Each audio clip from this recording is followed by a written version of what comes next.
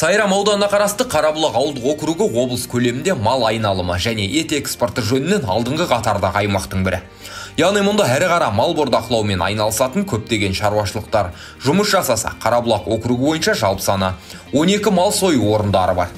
Сондықтан аймақта ветеринариялық санитарлық қауіпсіздікті қамтамасыз ету басты міндет болып табылады. Осыған сәйкес Түркістан облысының ветеринариялық қызметі мекемесінің Сайрам аудандық филиалы тарапынан жергілікті жерге бекітілген мал дәрігерлері тиісті жұмыстарды жүйелі түрде жүзеге асырып келеді. Айталық 4 түлігі мол Қарабұлақ ауылында 2 мал дәрігерлік пункттері болса, оларда жалпы саны 73 ветеринария саласының мамандары жұмыс жасайды. Олар өздерінің негізгі міндеттеріне сәйкес 4 түліктен таралатын жұқпалы аурулардың алдын алу, вакцина егу, қан сынамаларын алу, келелерге қарсы өңдеу шараларын жүзеге асыру сынды міндеттер жүзеге асырып келеді. Осы орайда Қарабұлақ ауылдық ветеринариялық пункт меңгерушісі Өткіржан Тұрғынбаев атқарылып жатқан жұмыстар барысына тоқталды. 87.792 мал басымыз бар.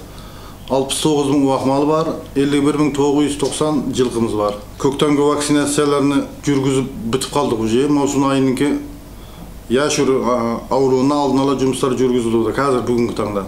Қора жайларын залалсыздандыру жұмыстары 1.240.450 шаршы метрді залалсыздандырып қойдық. Ірі қара малларны, жылқыларны бүрку 90.950 9 бас бүркілді.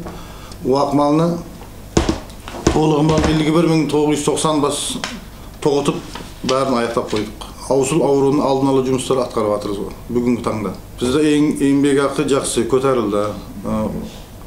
МКХ тамамдан бар нәрсе уақытында жеткізіліп тұр. Мал сойудан алдын малны егесі кеп бізге өтініш береді.